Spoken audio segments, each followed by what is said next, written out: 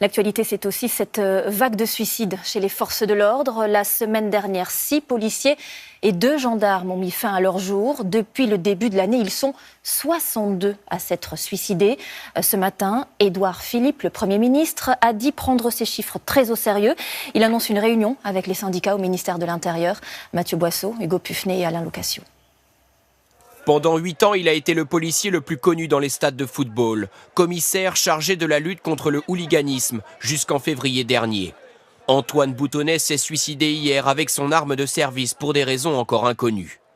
Il est l'un des 46 policiers à s'être donné la mort cette année, comme 16 gendarmes, des chiffres parmi les plus élevés jamais recensés. Comment l'expliquer ? Ce matin, le directeur de la police qualifie la situation d'extrêmement douloureuse. Je dois à la vérité de dire que non pas l'explication, mais en tout cas le facteur déclenchant des suicides est presque toujours d'ordre privé. Mais vous ayant dit ça, je ne dis pas qu'il n'y a pas de sujet. Le directeur de la police reconnaît que ces agents peuvent aussi souffrir de leur vie professionnelle. Les syndicats vont plus loin.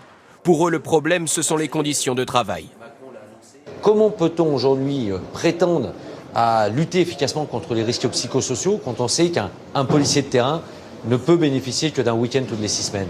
C'est plus possible. Il n'a plus de vie de famille, il voit plus ses gosses, il voit plus son époux ou son épouse, il ne peut plus assurer sa vie alternée. Le ministre de l'Intérieur, Gérard Collomb, promet de réagir. Réunion avec les syndicats, évaluation des mesures de prévention des suicides, un dossier suivi de près par Matignon. Moi, je prends personnellement très au sérieux ces chiffres que vous avez cités et au-delà de ces chiffres, les réalités individuelles qu'elle représente. Le gouvernement précise que l'accompagnement des policiers a déjà été renforcé récemment, avec le recrutement de psychologues notamment.